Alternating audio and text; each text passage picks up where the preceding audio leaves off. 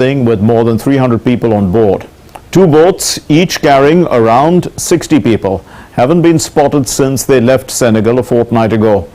A third boat, which left Senegal on the 27th of this month, of last month in fact, with about 200 people aboard, this has also gone missing. And the families of those on board these vessels have not heard from them since they left. All three boats left Kafountine in south of Senegal, which is about 1,700 kilometers from Tenerife, one of the Canary Islands. And also, most of the migrants trying to go to Spain head to the Canary Islands, that is located off the coast of West Africa.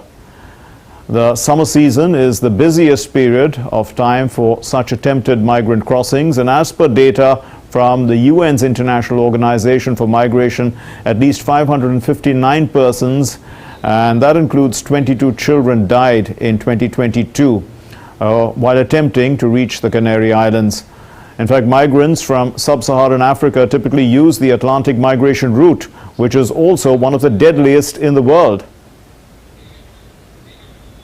And Ajek Mangut joins us from Abuja. Thanks for joining us. You know, these are highly dangerous ventures, as we can see. What makes so many people take them despite that?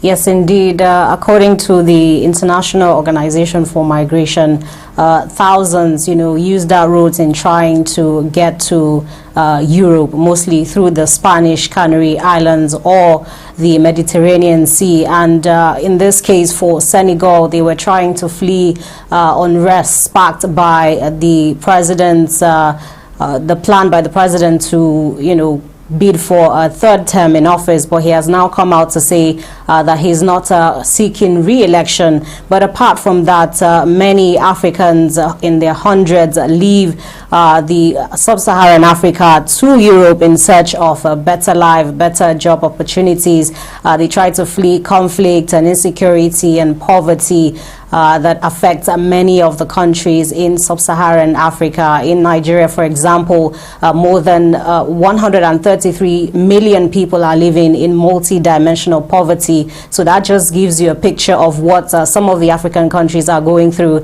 And many of them, leave the countries seeking better opportunities, and they end up dying in the Mediterranean Sea and off the coast of the Spanish Canary Islands. Indeed, so obviously there's a need for them to move, but is there evidence to suggest that human trafficking is being supported by, elements of the state?